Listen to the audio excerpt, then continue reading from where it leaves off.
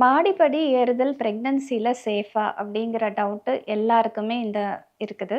இது என்னன்னு பார்த்தீங்கன்னா, ஜென்ரலி இட் இஸ் சேஃப் தான்.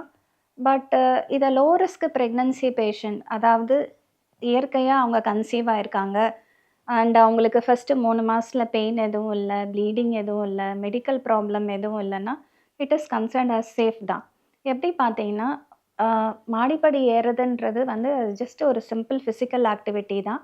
பேபிய பெருசா ஹார்ம் பண்றதுக்கான வாய்ப்பே இல்ல.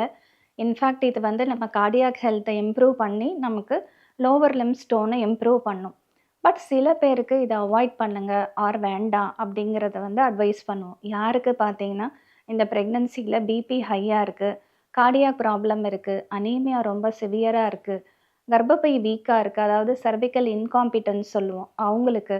அண்ட் வந்து நஞ்சுக்கோடி கீழ இருக்கு, பிளாசன்டா ப்ரேவியா இந்த மாரி கண்டிஷன்ஸ் பிரெக்னன்சில இருக்கவங்களுக்கு மட்டும் மாடிப்படி ஏறுறத கொஞ்சம் தவிர்த்துருங்க.